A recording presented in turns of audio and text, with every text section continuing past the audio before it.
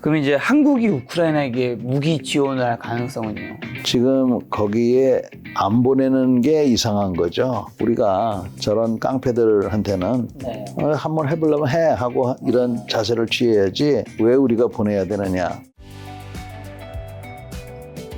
자, 한미 관계에 관련된 또 군대에 있으시면서도 그런 거 일을 하셨기 때문에 이제 이 영상이 나갈 때쯤에 이미 미국 대선이 이제 결정 났거나 아마 중간 집계 중일 텐데 누가 되는 게 한국의 안보에는 일단 유리한 건가요? 겉보기에는 뭐 해리스 부통령이 대통령이 되는 게 유리한데 네. 어찌됐건 누가 되든지 간에 미국 대통령은 미국의 국익을 위해서 앞장설 거기 때문에 네. 거기에 따라서 이제 우리가 어떻게 대응을 잘 할 것이냐. 이것이 이제 가장 큰 관건이고요. 다만 이제 그 트럼프 대통령은 굉장히 특이한 생각을 갖고 있어요. 그분은 동맹 같은 것은 없어도 된다. 있어도 좋지만 이런 생각을 하시는 분이기 때문에 우리한테는 조금 더 노력이 필요할 것 같고요. 네. 그다음에 그분은 또 북한하고 또 잘 지낼 수 있을 것이다. 라는 이런 생각을 갖고 네. 계셔서 그러한 생각을 가지고 북한하고 어떤 뭐 일들을 하시려고 하실지 네. 그런 것들이 이제 우리로서는 잘 지켜봐야 될 일이라서 일단은 뭐 해리스 부통령이 되는 것이 우리로서는 조금 덜 신경 쓰지 않을까 이렇게 생각이 듭니다. 자, 지금 현재 북한에서 이제 러시아에 파병을 하면서 다시 러시아 우크라이나 전쟁 이슈가 좀 커졌는데 우선 러시아 우크라이나 전쟁 현재 정확한 상황이랑 누가 지금 우위를 점하고 있는 걸까요? 장군님? 현재는 교착 상태입니다. 네, 그래서 누구도 이기고 누구도 지는 것 같지가 않은 상태인데 다만 러시아가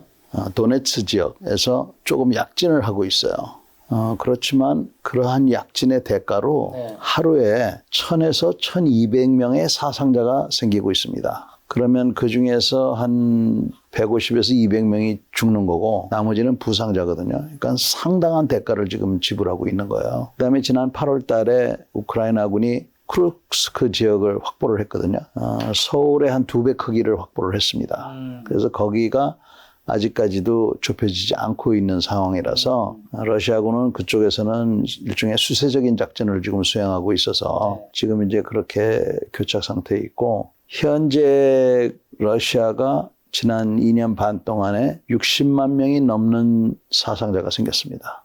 10만 명 이상이 죽었고 나머지는 이제 부상을 당한 거죠. 우크라이나도 한 절반 수준, 한 30만 명의 사상자가 생겨서 그 중에서 한 6만 명이 전사를 했고 한 20만 명 플러스가 지금 부상을 당한 그러한 입장이에요. 그래서 서로가 굉장한 출혈을 지금 받고 있고 힘들어하고 있습니다. 그래서 이런 것들은 양국의 그런 어떤 의지의 싸움입니다. 근데 우크라이나는 자유민주 국가이기 때문에 우크라이나 국민들의 어떤 의지의 싸움이고 러시아는 푸틴의 독재 국가이기 때문에 푸틴의 의지인데 지금 푸틴 대통령이 내년 여름이 되면은 상당한 그 변곡점을 맞이하게 됩니다. 다시 말해서 2022년도에 30만 명을 동원했거든요. 그때도 굉장히 그 인기가 폭락을 했어요. 데모도 많이 일어났고. 근데 내년 여름이 되면 또다시 동원을 해야 될 판이에요. 네. 이번에는 60만, 90만까지도 지금 얘기를 하고 있습니다. 그렇게 되면 전쟁에 대한 지지도가 상당히 떨어질 수가 있어요. 그래서 지금 미국의 새로운 대통령이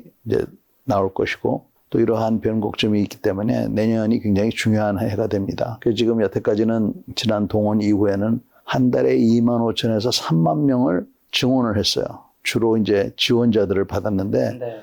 돈을 굉장히 많이 주는 걸로 이렇게 했었습니다. 네. 근데 이것도 이제 한계가 있는 것이죠. 그래서 지금 현재는 교착 상태에 있고 서로가 지금 누가 더 끝까지 버티는가 하는 그런 싸움 속에서 북한군이 3천인지 10,000명인지가 투입이 됐고 현재 수세적인 작전을 하고 있는 쿠르스크 지역에 투입이 되는 것으로 보이는데 과연 거기서 이들이 공격 작전을 할지 아니면 방어 작전을 할지 이런 것들은 좀 더 두고 봐야 될 것 같습니다. 실제로 파병 숫자는 뭐 미국이나 한국의 데이터에 따르면 뭐 10,000에서 12,000명이나 나오는 얘기 있던데 어느 게 가장 좀 근접할까요? 제가 보기에는 한 10,000에서 15,000명 사이에 이렇게 파병을 했을 것 같아요. 그 이유는 파병을 하면은 거기 10년씩 가 있을 수는 없어요. 그렇죠. 대략 제가 보기에는 전투병인 경우에 6개월, 길어야 1년. 이러면 이제 교대를 해야 되기 때문에 교대를 한다고 그러면 3주기로 해야 되거든요. 전선에 가 있는 사람, 준비하는 사람, 돌아온 사람. 그러면 10,000만 가 있어도 3만입니다. 15,000이면 5만이고. 그러니까 그 이상의 병력을 북한이 빼줄 수 있는 여력이 아마 안 될 거예요. 그래서 아마 그 수준이 되지 않을까 그렇게 네. 봅니다. 저 러시아가 북한에 파병 요청한 이유는 당연히 이제 사상자가 많고 하니까 인력이 부족하니까 요청했을 것 같은데 북한이 파병한 이유는 뭘까요? 북한은 얻을 게 많죠. 어떤 거요? 우선 그동안 식량과 석유, 기름하고 그다음에 돈을 이제 받았는데 이렇게 군사적인 관계를 가짐으로 해서 우리가 지금 주목하는 것은 뭐 인공위성 기술, 이게 뭐 말이 인공위성이지 사실은 대륙간 탄도탄 기술이거든요. 거기에다가 대륙간 탄도탄을 완성할 수 있는 재진입 기술, 또 표적화 기술, 이런 것들을, 또 다탄두 기술, 네. 이런 것들을 받을 수가 있고요. 근데 저는 그게 문제가 아니라 지금 러시아가 북한에 제공해 줄 수 있는 게 뭐 굉장히 많습니다. 예를 들면 어깨 견착식 미사일이 있어요. 그 왜 2년 전에 러시아 헬기가 지나가는데 미사일이 날라와가지고 격추되는 그 장면 보셨죠? 본 것 같아요. 예, 그래서 그런 거, 이거 사람이 그냥 갖다 쏘는 거거든요. 이런 거에 앞에 있는 그 시커라는 게 있어요.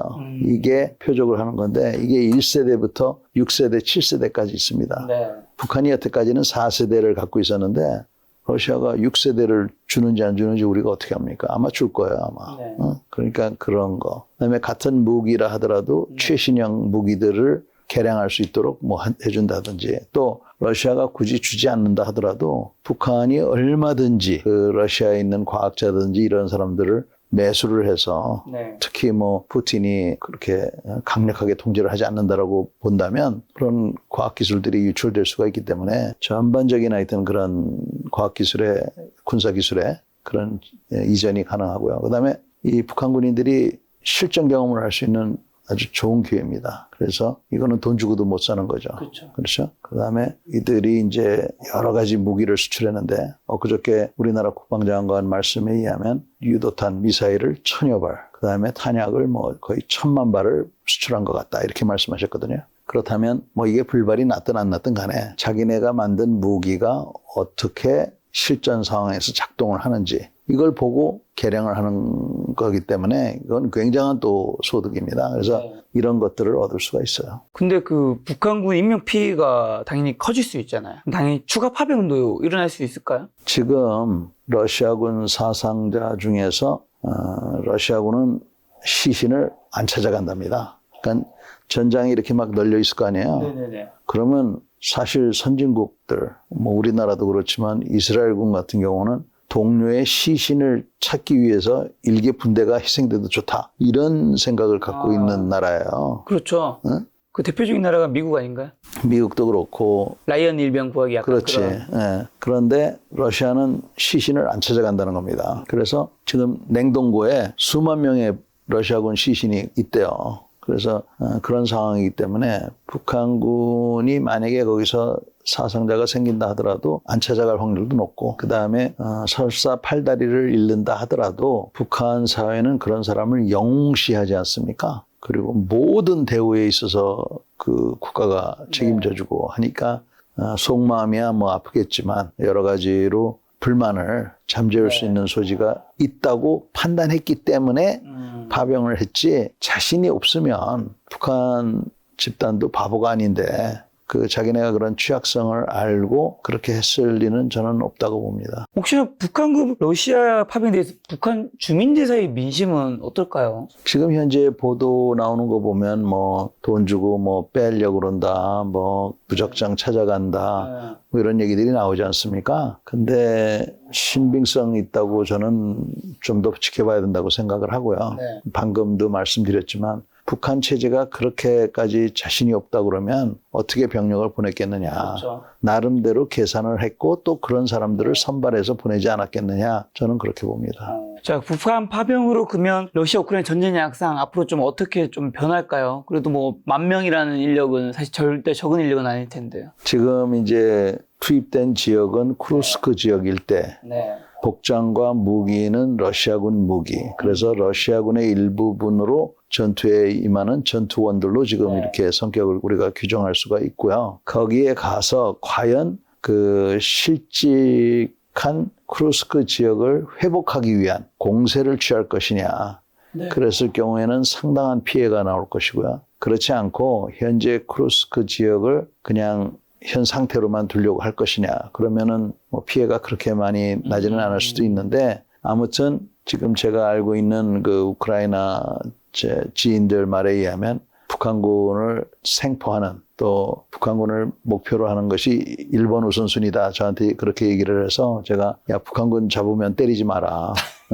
잘해줘라. 잘해주면 그게 오히려 효과가 있을 것이다. 그래서 be kind 라고 제가 좀 얘기를 해놨습니다. 아니 근데 북한군을 잡는 게 일본 목표다. 이게 무슨 말이에요? 증거를 찾겠다는 거죠. 북한이 이제 파병되었고 이런 것들. 네, 그 최근에 뭐 북한군이 부상당하면서 막 뭐 얘기하는 영상, 인공기 앞에 사진, 그 다음에 무슨 북한군 신분증을. 이게 추정하는 것들로 예, 많이 보였지만 확실하게 딱. 예, 이거는 잡히지 않았잖아요. 제가 보기에는 조금 신빙성이 좀 떨어지는 것 같고, 이제 하려고 하는 거는 북한군을 생포를 해서 그들 입으로 자기가 소속이 어디였고 어떻게 훈련을 받았고 뭐 이런 얘기를 듣고자 하는 거죠. 중국 그리고 북한 그다음에 러시아 북중로로 불리는데 이런 북한군이 러시아 파병에 대해서 중국은 지금 어떤 입장인가요? 상관할 일이 아니다 이렇게 얘기를 하고 있는데요.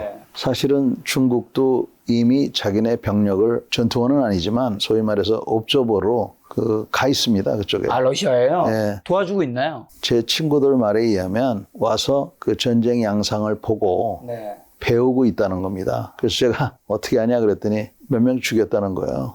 그래서 아까 얘기한 냉동고에 지금 집어넣고 있답니다. 이 친구들이라고 하면 굉장히 뭔가 내 친구 얘기인데 신빙성이 떨어질 수 있는데 군에서 부사령까지 하신 중장님이셔서 이 친구분들이 다 그쪽에 이제 또 요직에 계신 분이실 텐데. 특수부대에 교류를 했던 그런 친구들입니다. 그렇죠. 자, 그럼 미국과 나토는 북한 파병 어떻게 보고 있고 이런 것들 제재할 수는 없는 거잖아요. 일단 확전으로 보고 있고요. 그래서 이게 사실은 미군도 북한군이 러시아를 지원하니까 나토도 그렇고 미군도 그렇고 우크라이나를 직접적으로 병력으로 지원해야 되는 게 아니냐. 그래서 그렇게 우크라이나가 바라지 않나요? 바라죠. 바라고 저도 그래야 되는 게 아닌가. 그런 이제 명분을 제공해 준 거 아닙니까? 네, 그렇죠. 그래서 명분을 제공해 줬다고 생각을 하는데 지금 나토나 미국 입장에서는 상당히 우려의 눈으로 지금 보고 있는 거죠. 자, 그럼 혹시나 러시아나 우크라이나가 한국에게 바라는 건 있나요, 그러면? 우리한테는 겁박을 주면서 이거는 우리가 알아서 할 일이니까 너희는 가만히 있어. 그건 이제 러시아가 한국에 바라는 입장이겠죠? 네, 그 북한도 마찬가지죠. 뭐 그래서 이거는 자기네들의 주권 사항이다. 뭐 이렇게 이제 주장을 하면서 하고 있는데 지금 우리 북한군이 자기네 복장으로 자기네 인공기를 휘날리면서 지금 전투에 임하는 게 아닙니다. 가서 군복도 러시아군 군복, 장비도 러시아군에서 제공해주는 장비를 갖고 싸우는 그러한 형태가 돼서 조선인민민주주의 공화국 인민군이 거기에 참전한다 이런 모습을 보이고 싶어 하지는 않는 것 같아요. 그래서 일단은 전투원이라는 성격, 이게 뭐냐면 용병은 아니라는 거거든요. 사실은 용병이지만 그래서 그런 성격으로 해서 이제 참전을 하고 우리나 외부 국가들한테는 이거는 너희가 상관할 일이 아니다 이렇게 이제 주장을 하는 것이죠. 저 북한이 그러면 러시아에게 어쨌든 무기도 많이 지원을 했고 이제 병력까지 지원한 건데 그럼 이제 한국이 우크라이나에게 무기 지원을 할 가능성은요? 지금 무기 지원에 앞서서 우리가 지금 뭐 모니터링 단이다 뭐 이렇게 얘기를 하는데 사실은 옵저버라는 말이 맞습니다. 지금 거기에 안 보내는 게 이상한 거죠. 그래서 왜 우리가 보내야 되느냐? 현대전 양상을 배우기 위해서 러시아, 우크라이나 전뿐만 아니라 어디에서든 전쟁이 나면 우리는 현재 어떻게 싸우는지를 봐야 됩니다. 그래서 그런 면에서 이제 우리가 뭐 파병이라고 하든 파견이라고 하든 이 모니터링단 또는 옵저버들을 보내서 현재 거기에서 일어나고 있는 전쟁의 양상, 특히 드론전, 드론이 지금 어떻게 운영이 되고 있느냐. 우리한테 어떠한 의미가 있고 우리한테 적용 가능성은 얼마나 있는가 이런 것들을 우선 봐야 될 것이고요. 두 번째는 우리가 현재는 비살상 물자들을 많이 보내놨잖아요. 그거를 확대하는 것도 한번 생각할 수가 있을 것 같아요. 그래서 뭐 헬멧이라든지 방탄조끼, 군복 같은 거 양을 좀 늘린다. 의약품 같은 거 양도 좀 늘리고. 근데 그것보다도 방어용 무기들 있지 않습니까? 특히 그 대공. 응? 네. 그래서 항공기를 격추시키는 거, 미사일을 격추시키는 거, 드론을 격추시키는 거, 이런 거를 격추시킬 수 있는 우리의 미사일이라든지 네. 또 대공포들이 있어요. 이런 것들을 보내는 거를 고려할 수가 있는데 이런 것들은 우리가 방어용 무기라고 할 수가 있습니다. 그래서 보내는데 이게 무슨 뭐 북한이 그렇게 하기 때문에 그런다 뭐 이런 것도 있지만 그거보다는 제가 뭐 솔직히 말씀드리면 우리 무기들이 과연 실전에서는 얼만큼 잘 작동하는가 그것도 우리가 봐야 되잖아요. 네네. 그러니까 어떤 분들은 야 우리도 급한데 그런 거를 어떻게 거기다 보내냐 이렇게 얘기하시는데 저는 꼭 그렇진 않다고 봅니다. 우리도 실전 경험을 써야 되니까. 예, 그러니까 우리 무기들을 보내서 야 우리 미사일이 진짜 스펙에 나온 대로 제대로 날아가는지 단추는 여기 두는 것보다 여기 두는 게 나은지 파란색이 나은지 빨간색이 나은지 이거 다 그 해보지 않으면 몰라요. 아시지 않습니까? 그래서 우리가 뭐 자유민주주의고 뭐 이런 것도 네. 중요하지만 그런 명분도 중요하지만 어떤 국가 이익 차원에서는 우리 무기가 과연 어떻게 실전에서 되는가. 지금 북한이 그런 걸 배우는 거거든요. 네. 그래서 우리도 이번에 명분이 생겼으니까 네. 그런 차원에서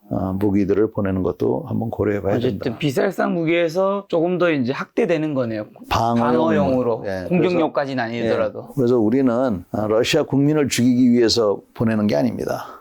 우크라이나 국민을 보호하기 위해서 보내는 것이지. 근데 어떻게 보면 드론 전쟁이라는 게 가장 부각된 게 이번 러시아 우크라이나 전쟁이 거의 처음이라고 보면 되겠죠? 그전에는 뭐 소규모나 거의 없었거나 그랬던 것 같은데. 그러니까 아르메니아하고 아제르바이잔 전에서 드론을 가진 자와 안 가진 자가 어떻게 일방적으로 얻어맞을 수 있는지를 보여준 예예요.